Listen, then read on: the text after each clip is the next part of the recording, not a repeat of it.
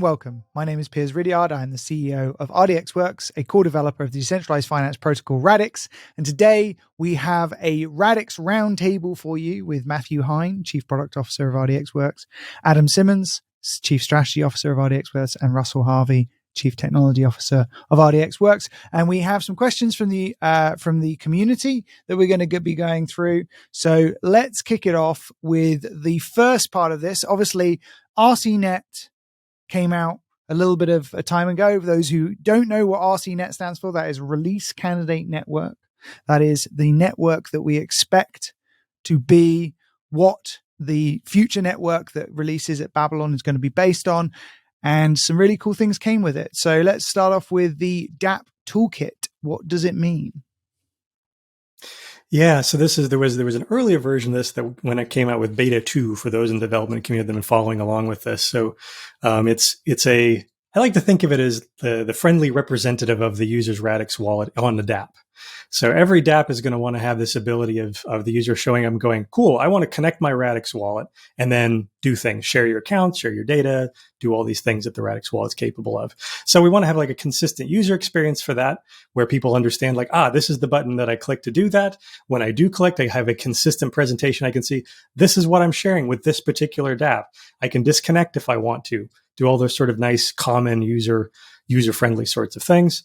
And then from the developer's point of view, also, you get that sort of user experience for free, and it's got some nice features built into it so that like session management is one where obviously if the user is signing in with their Radix profile or one of the profiles in the Radix wallet, then they expect to stay logged in when they refresh the page or close it and come back later if they didn't explicitly log out, or if your web page didn't explicitly cause them to log out. You just kind of want to maintain the session. So basically, Radix dApp Toolkit packages this up in a nice, friendly way for developers, so they get all that for free, and they can really focus on building all the custom part of their UI, which, you can do whatever you want on your dApp side, but you just kind of have this little agent sitting in the corner that takes care of the user in their Radix wallet. So right. It's got some more capability now than it did before. It's sort of like it's really extending this idea of there is a certain set of actions that the user always expects to be able to do when connected to a Web3 application or a DeFi application. And the question that we always like sort of came back to when we were designing the user experiences here was, where should this live? Like, should it live in the wallet? Should it live in a browser extension? Should it live on the web page? And then what parts of the user experience make sense to have consistency between games and DeFi and, whatever, and social or whatever else that you might be using within Web3. So how did you come up with this separation, and like, how can people think about the separation of concerns between the wallet and Radix Connect and the dApp Engine Toolkit?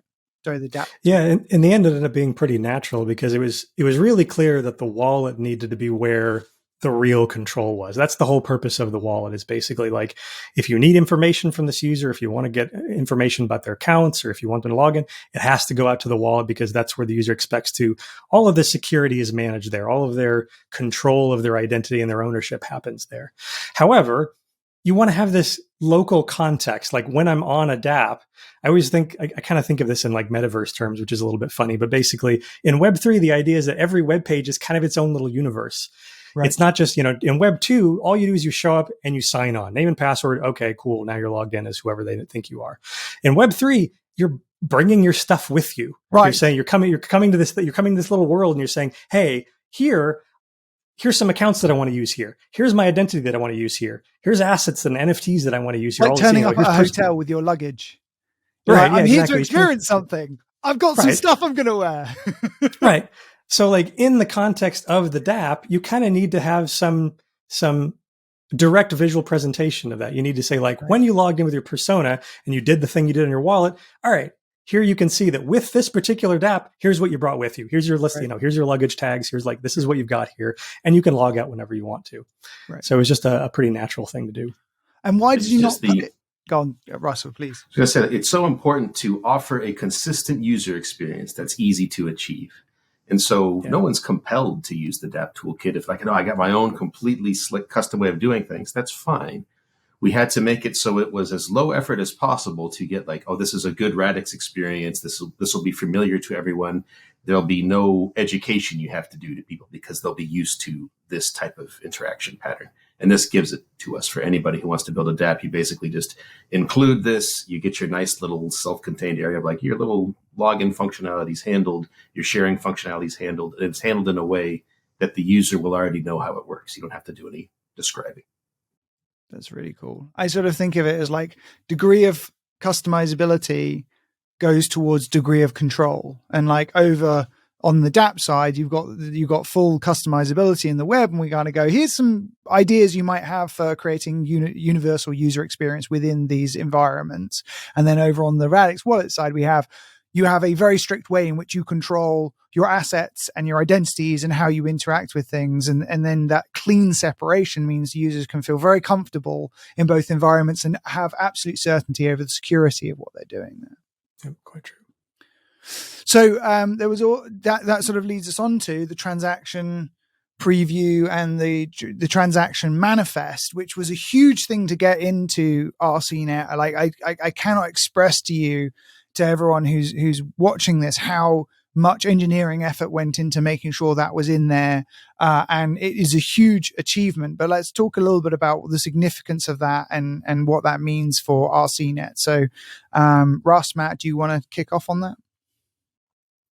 I mean, of course, it's, we're bringing the full stack together. A lot of these things have existed as ideas, and while we knew that they would work, we hadn't actually, put all the rocket on the pad at one time. So, right. This was one of the key goals of RCnet, was to finally do that, to get that early review in, which helps make concrete why the manifest, one of the reasons why the transaction manifest is so beneficial, because it allows this visualization of what's going to happen in a way that you can actually promise that it is what is going to happen. It's not something like you have, you see a definite trend now of projects are kind of scrambling to do some kind of preview, and they're all chasing it by just saying, hey, I ran it without actually committing anything. Like I just tested it and here's what happened. Right. And that's certainly better than just blind sign the hash, no question. But that isn't a guarantee of what's going to happen.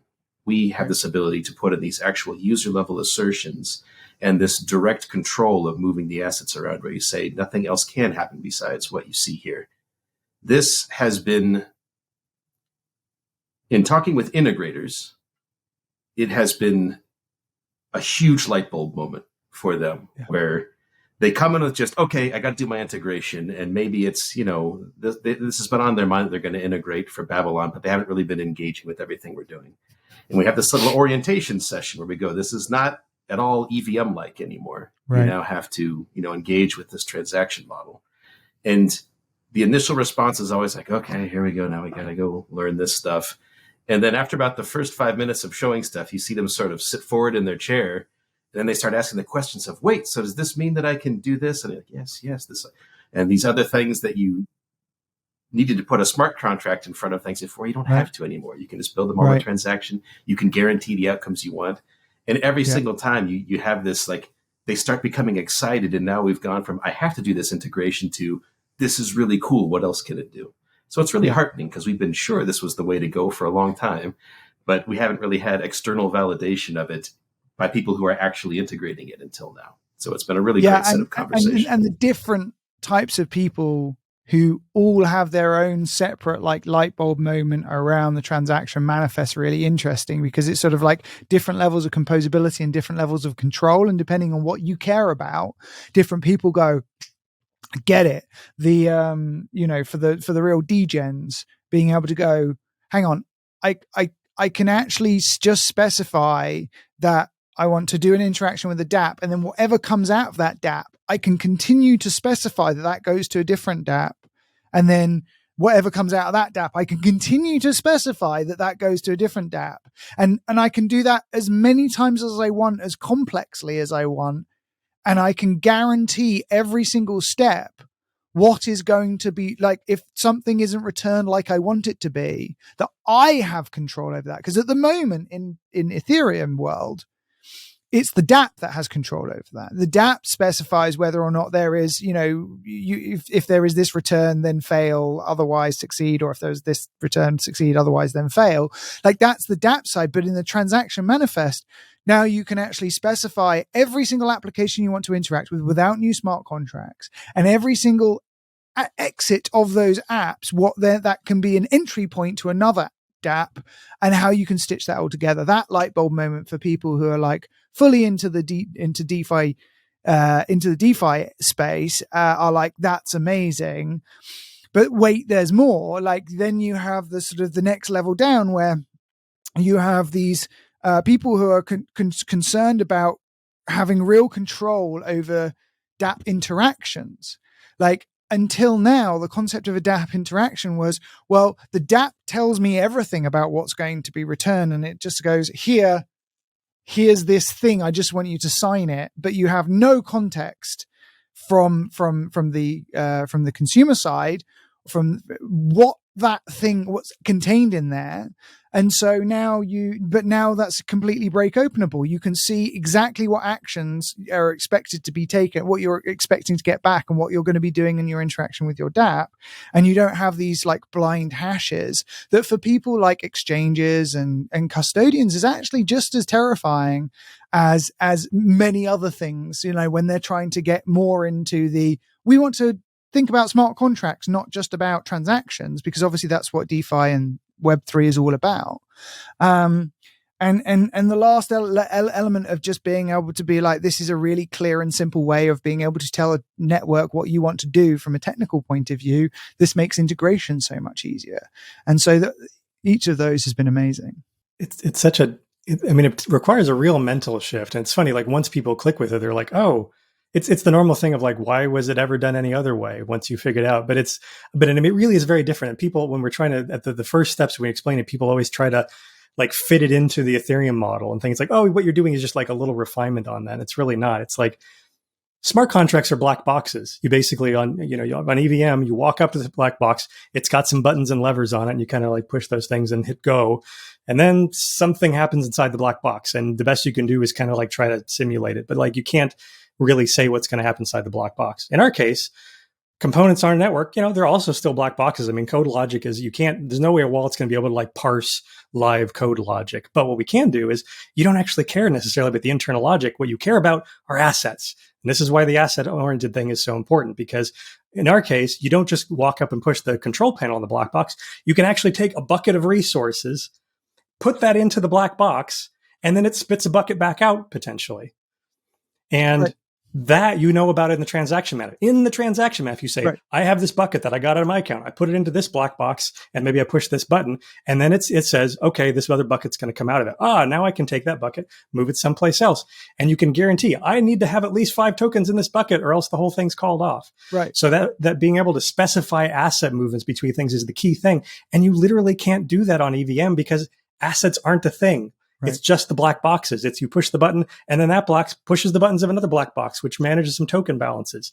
It's black boxes all the way down. We actually have assets. It's the key to the whole thing. And I think the other big thing is, it's at moments of stress when you most want things to be that clear. Like, right. Big case was when there was the wobble with USDC, and that very experienced user lost $2.something million because they were interacting with these black boxes. Like, in that moment where he or she was liquidating their position very, very quickly, they weren't thinking, I'll just double check this. I'll make sure this is right, because they're naturally acting in a high stress situation. And when you start doing that as like a relatively simple thing, your point is exactly right, Piers. Like, we're going to see more and more dApp composability of dApps calling dApps calling dApps calling dApps.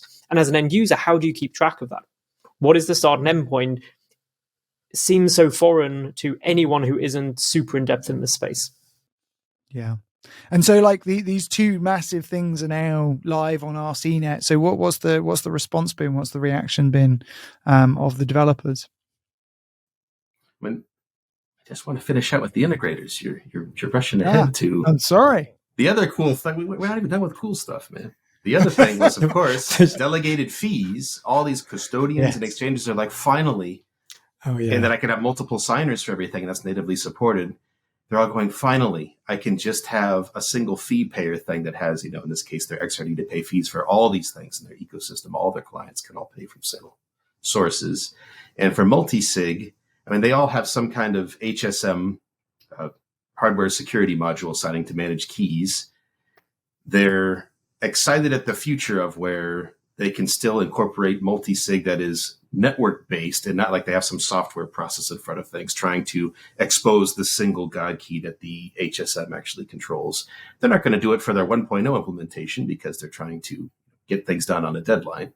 But you can see all of them, especially the custodial providers, getting excited about this notion of, I can have this problem offloaded for me, and I can just have, manage multi-sig in the same way. So developer response.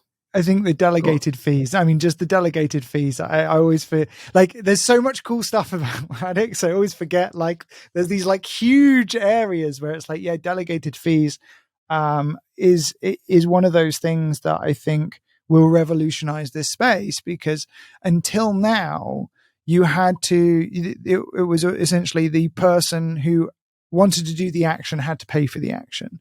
And I think that ability to move that problem away from the end user and to the entities that get value from the end user, or not just, as you say, not having to have Radix tokens on every single wallet that you want to do stuff with, and just be this is my fee wallet, and everything else I do other stuff with, and I don't need to worry about making sure there's a bit I've probably lost hundreds, maybe thousands of dollars worth of Ethereum just from spreading ETH across lots of different wallets, and just being able to be no, that's my fee wallet, and everything else is the things that I want. It's huge. It's unbelievably huge.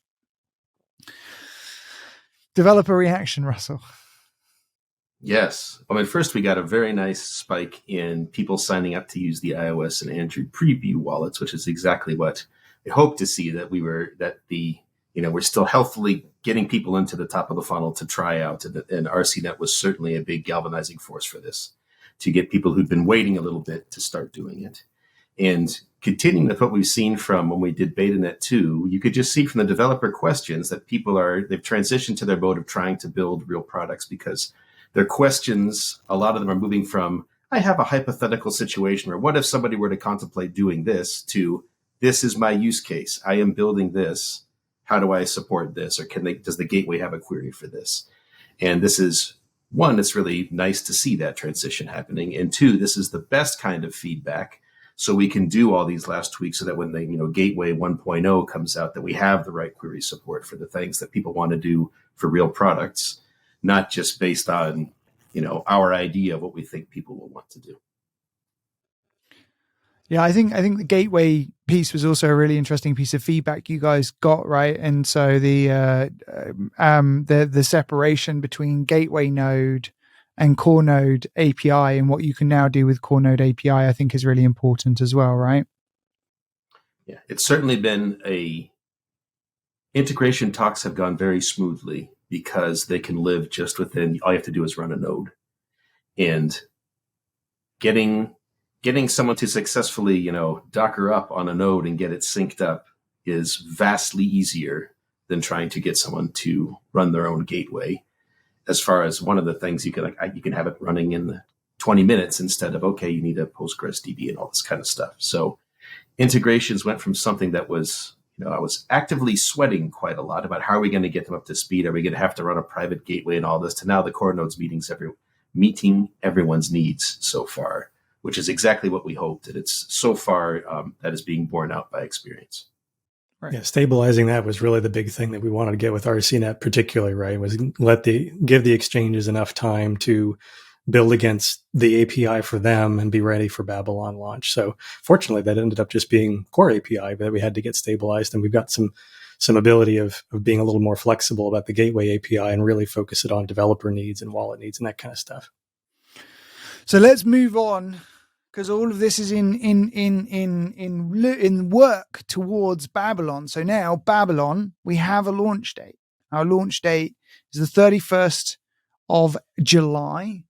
And on or about the 31st of July. That's right, because anyone who has read the transition blog will know that once it starts in motion, we don't necessarily know exactly what date it was, but 31st of July is approximately what date it will be, depending on how fast or slow the network goes. I think there's some big questions that are coming out of sort of the transition stuff. So I think we can sort of like talk about some of these things. So the first is, how are tokens going to be transitioned? What does this mean for my tokens? What does this mean for my balance? What does this mean for my stake? Fortunately, there's a blog on that exact topic. And the good news is basically you need do nothing. Everything just transitions. Your tokens that you had in Olympia automatically become resources on Babylon with the same properties that they had before. As if something was mutable before, it'll still be a mutable supply. If it was a fixed supply, it'll still be a fixed supply.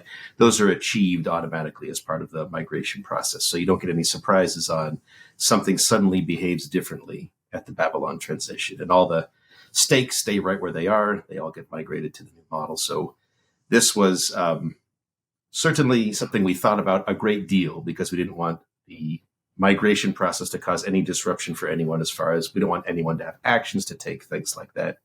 Please do read that blog if you want all the details. I don't think I want to go into it for several minutes here when it's already been written down after careful thought.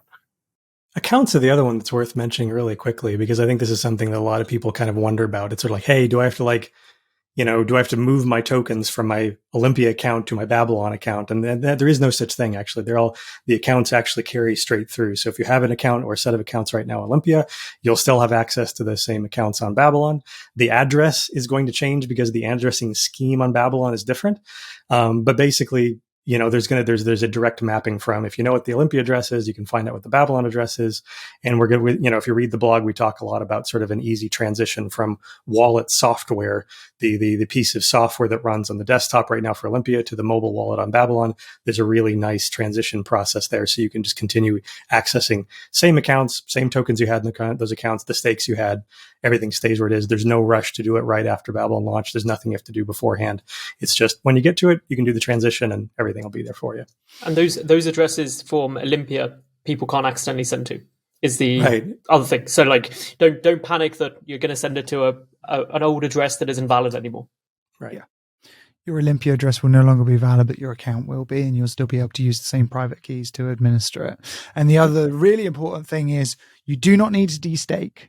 You do not need to unstake. You can leave your stake where it is. In fact, it's really important that you do, because the transition requires there to be a good amount of nodes with a good amount of stake associated with them to make sure this transition is secure. So please don't destake. Please make sure that you maintain your stake, and everything will transition smoothly as per the blog.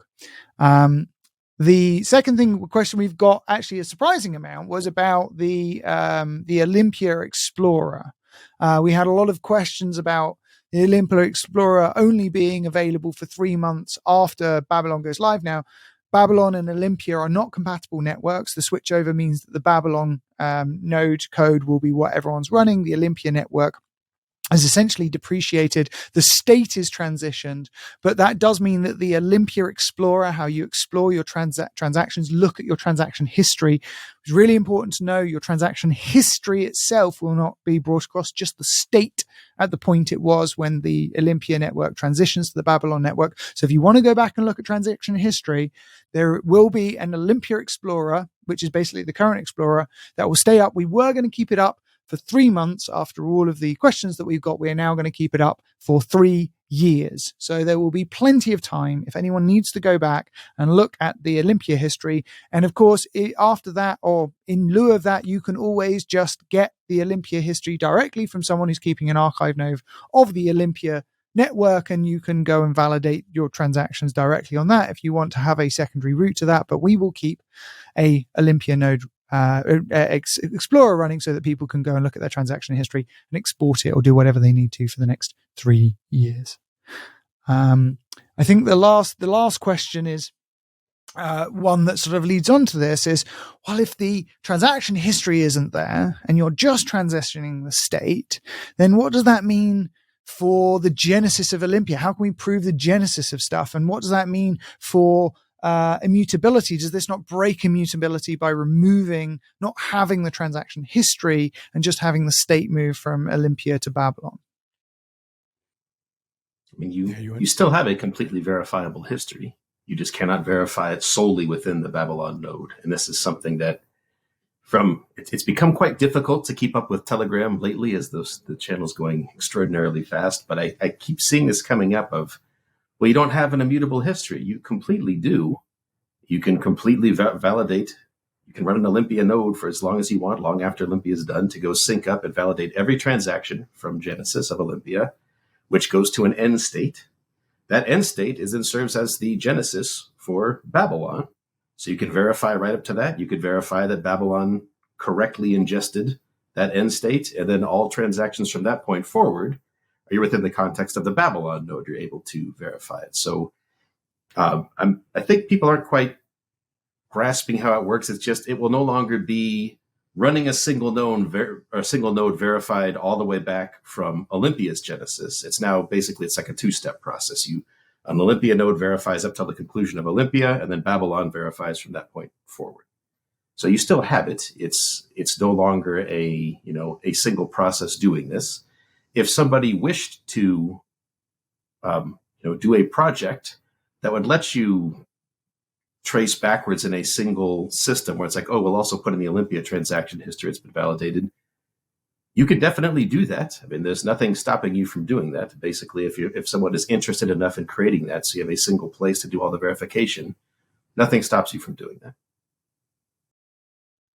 Yeah, maybe another way of looking at it is that, the whole thing of blockchain is you need to have every link in the chain being verified by the previous. You can always say, you can start some point and kind of go, all right, I can see that there's this chain of cryptographic proofs that takes me back to Genesis. And we all agree to trust the Genesis, and, whatever that trust means. Like, the network started here, there was an initial state, and we can see everything that happened to get us to some point in time. The only difference is that Babylon is so different in the way transactions are formulated that it just doesn't even make sense to try to treat transactions in the same way. They look different. We've got transaction manifests now. They don't substate directly. Like, having that continuous is kind of silly. And this is why Radix people have asked, well, we've never seen other networks do this sort of break where they kind of freeze state and then move on from that. And the reason is that nobody does this kind of dramatic change. Most people, once they launch their mainnet, it's just kind of like, well, here it is. We better not mess with it. We knew that Olympia was going to have a simplified version until we got to this point where we had smart contracts. And so this is the point where you say, like, all right, before this point, you couldn't do smart contract transactions. You couldn't do a lot of stuff. This is the point where that stuff starts making sense. So we have to start it from that point. However, those links in the chain still apply. The cryptographic proofs are still there. So the point is, if you trust the Olympia Genesis and you trace that through to the end, you say, all right, I can verify, and this is very easily done. Like, I can say the end state of Olympia was this. I can prove that cryptographically, and then that becomes the Genesis of Babylon, and you can look at that and verify that cryptographically. Then the chain of trust is unbroken, even though the transaction history isn't directly available. And so this was a sacrifice we had to make. But to be honest, again, there were no smart contract transactions on Olympia. So the history is basically just sending tokens around. So that's still important. People need to be able to go back and look at it for whatever historical purposes. That's why we're going to keep running our own Explorer. So you can look at that. You, of course, can download that history yourself. So you're not trusting us for that. You can verify that you're getting the same result.